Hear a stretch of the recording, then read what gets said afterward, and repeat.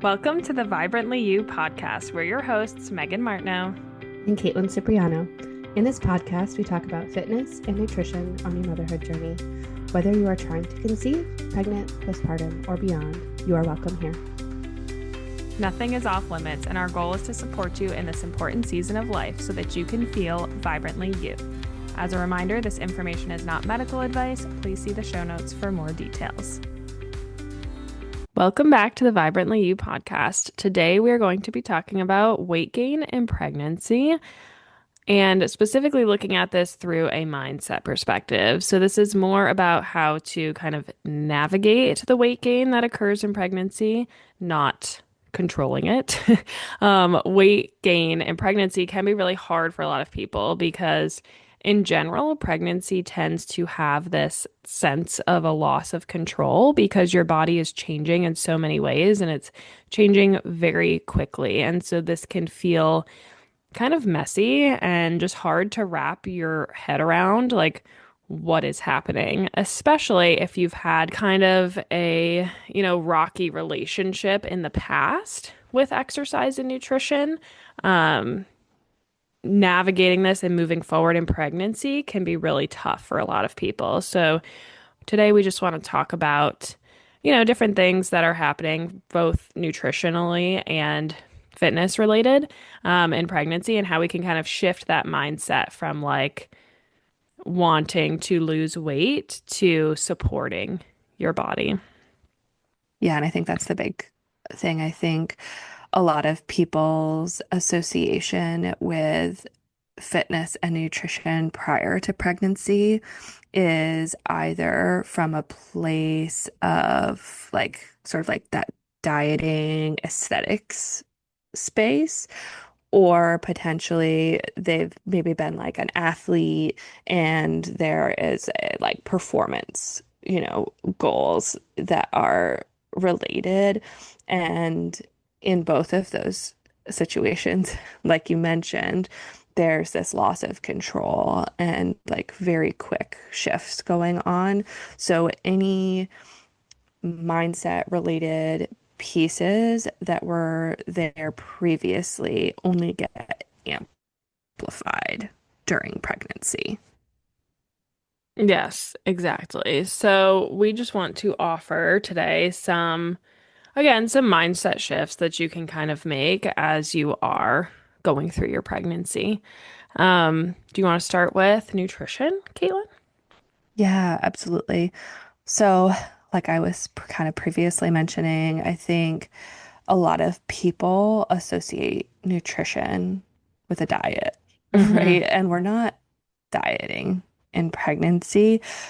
This is really where we need to change the mindset from any type of potential like restriction to how do we best nourish ourselves and how do we best support ourselves through this time where there are other challenges that pop up.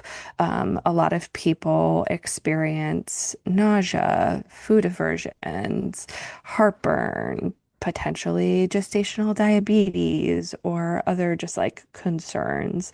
And nutrition can be challenging because of those things. And just having these understandings of how can we be supportive through this and use our nutrition as a tool so we can still like show up in the way that we need to. And so with a lot of things, this is sometimes just like really doing the best that you can.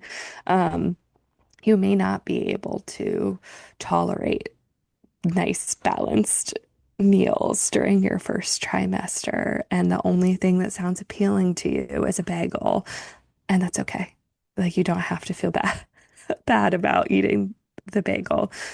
You just need to get nutrients in where you can, and when you have a mealtime or a day that you're doing a little bit better, then you can, pair protein and fiber-rich foods alongside alongside your carbs, but you there's going to be times where you just can't, and that's okay.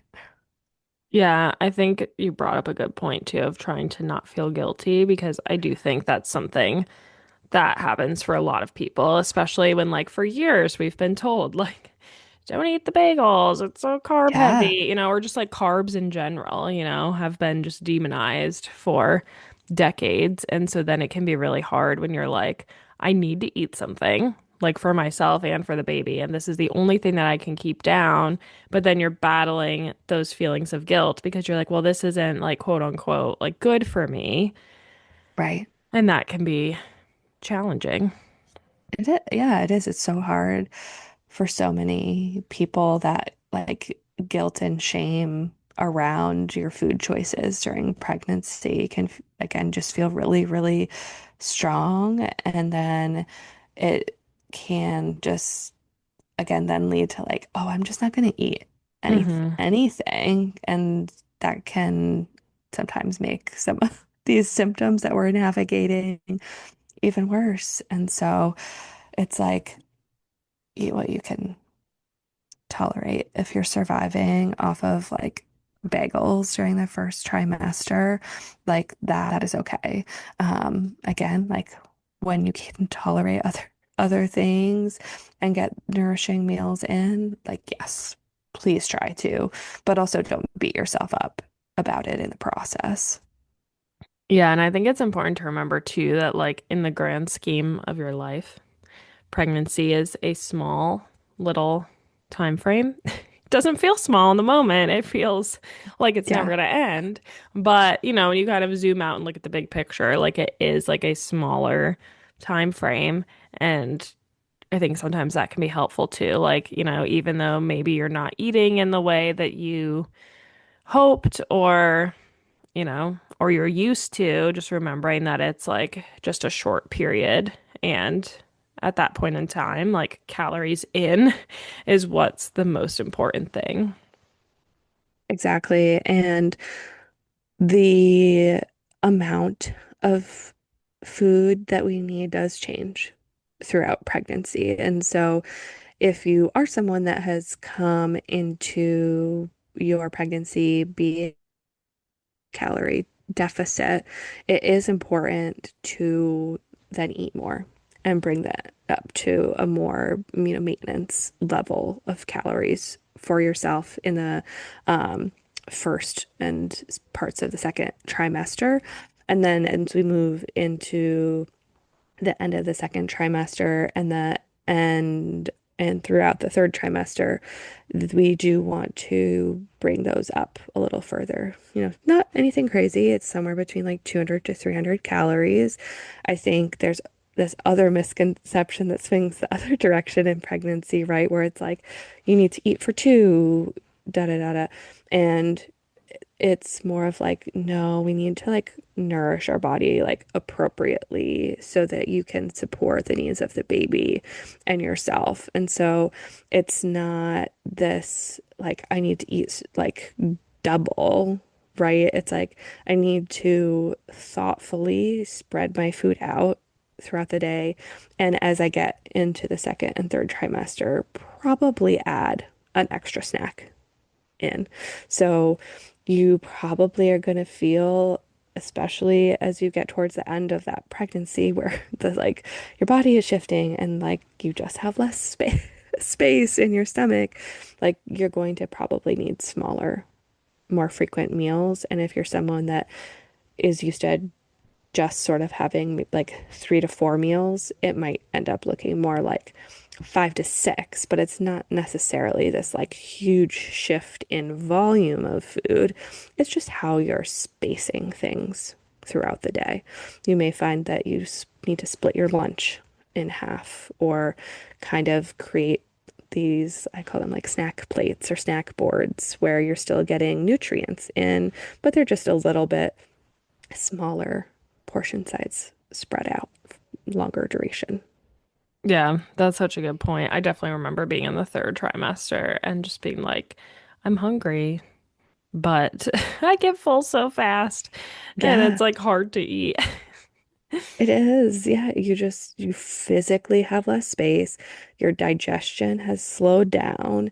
And so you still are like hungry and needing nutrients, but you have to strategically like make some adjustments about how what that volume of food looks like at your mealtime and have again like smaller, more frequent meals. And that tends to feel a lot better for people, especially yeah, first trimester because of nausea and then third trimester because of space. Yeah. Yeah, totally. I definitely remember that. And I know a lot of my clients talk about that too. Like when they're in their third trimester, they're like, oh, I'm hungry, but I'm so full and I can't eat.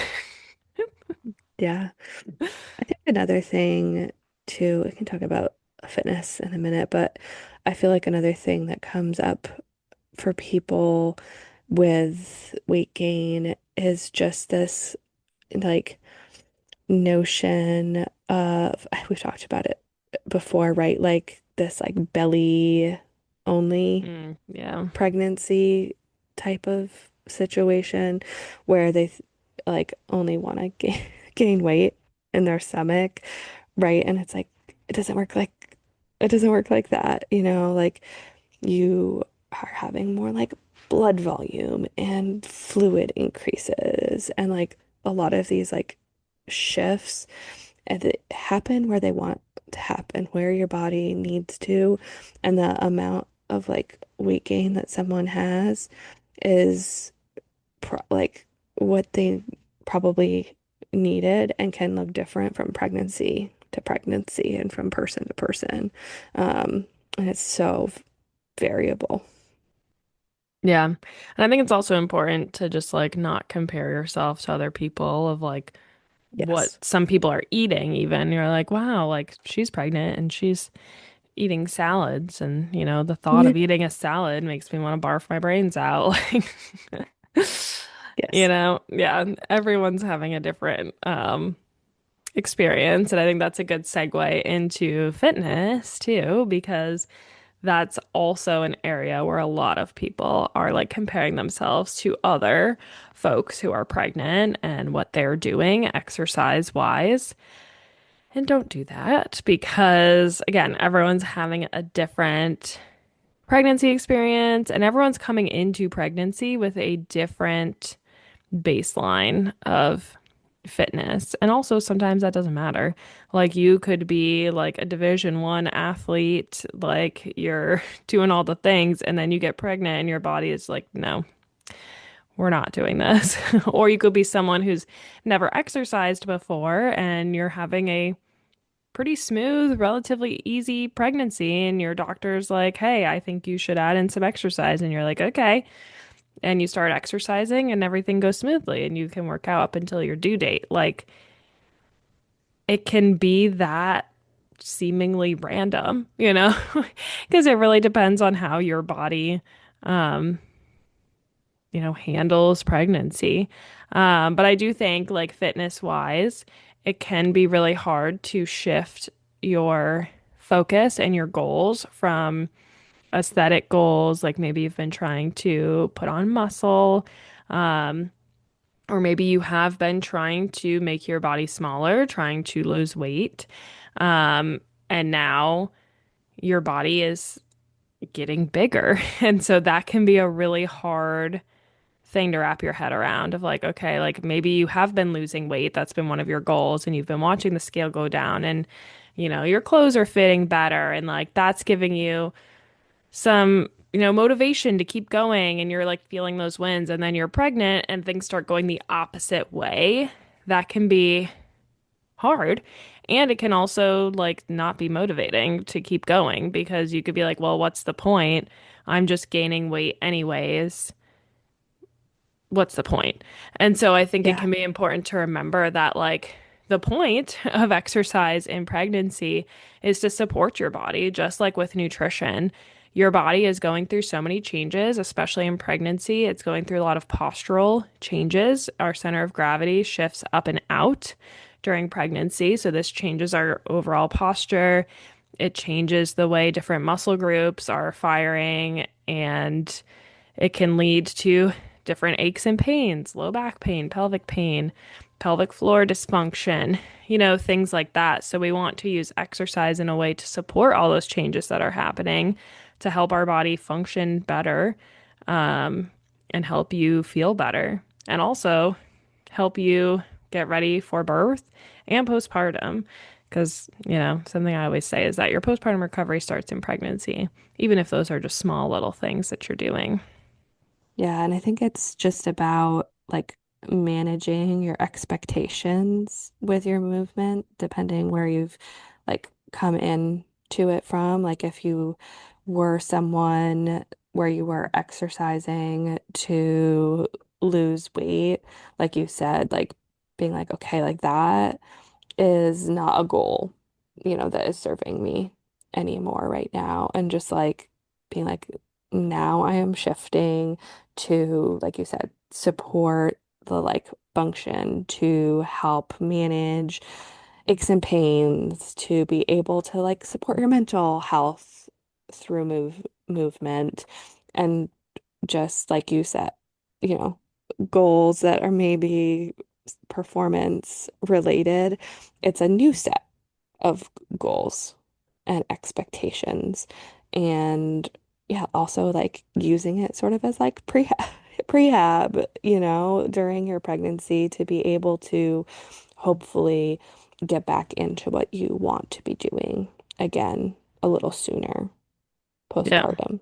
And again, there's some things that are out of our control with those, but it's really great.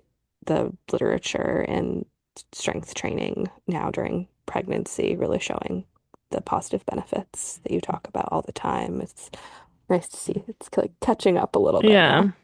Right. And it does have benefits to your birth too, like decreased risks of intervention and shorter duration of active labor. And then, yeah, it helps with the postpartum recovery. I just even know anecdotally from the clients that I've worked with, like everyone reports just like feeling like one of my clients actually just gave birth on Christmas Eve. She had a Christmas Eve baby. But she was like, I feel a lot better than I thought. Like, I thought I was gonna feel like I got hit by a truck, and I'm surprised. Like, I could tell it's all the work I've been putting in. And I feel like every single one of my clients has said that, regardless of how their birth has gone. Um, and so, I mean, again, studies show this too, that it helps with that initial postpartum recovery and how you begin healing.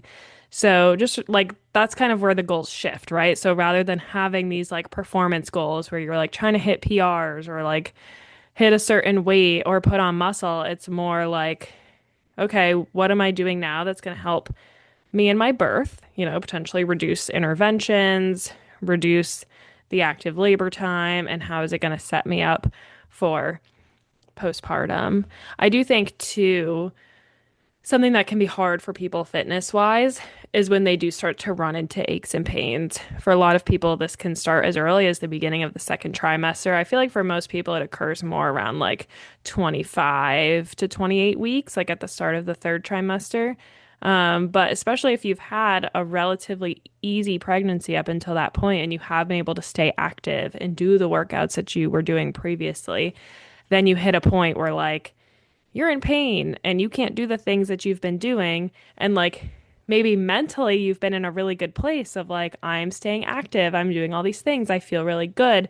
And then pain becomes an obstacle and slows you down. And that can be hard when like mentally you're in one place and then your body is like, nope, we're not doing this. So, starting Yeah. to, and we've done episodes on this, like different aches and pains in pregnancy. Um, I'll drop the links to those in the show notes if you need to go and listen to those. But learning how to just like make some adjustments so that you can continue to exercise in a way that's supportive to your body. And so that you don't have to completely throw in the towel and be done. Because, kind of like you mentioned before, like it's really helpful for your mental health too, um, to be able to keep moving in a way that is intentional and supportive. And I always think that that's good news for people when they hear that, oh, I can still work out even if I'm in pain. I just need to adjust what I'm doing. And I know I even mentioned this with like the nutrition piece of like pregnancy is a small time period in the grand scheme of things. Remembering this in your fitness journey too. Like, yes, it can be frustrating to have to maybe make some modifications or maybe like take out exercises that you really like because they're causing pain. But just remembering that, like, that's short term and you still will be able to get back to those things postpartum. And really, the most important thing in the moment is just supporting your body and meeting it where it's at so that you can keep moving forward without like seriously, hurting yourself. Yeah, and I think any type time you feel like you have a setback, that can be hard. And so being able to reframe it like that and just be like, this is a short window of time and this is going to help set you up for better success in postpartum. And so I think there's this process of like have being able to surrender, a little bit of your control during pregnancy and know that, if you can do do that, easier said than done sometimes, it will you'll be able to like enjoy like the process, like being more present in it. Yeah, and I do think that practice of surrendering also serves you well in postpartum because Yes, postpartum just can come with a lot of obstacles, sleep deprivation, sickness, mastitis, the list goes on and on. And so when you kind of come to that surrendering in pregnancy of like, okay, some things are out of my control, I think that helps in your postpartum, like fitness and nutrition as well, because absolutely. you've kind of come to this place of acceptance already and you know how to pivot and make adjustments. And then that ultimately leads to long-term consistency and success. Absolutely. All about the pivot. Yes. Every time I say pivot too, I always think of Friends. Do you? Like I can't say pivot and not think of that scene in Friends. Oh my gosh. Absolutely. Absolutely.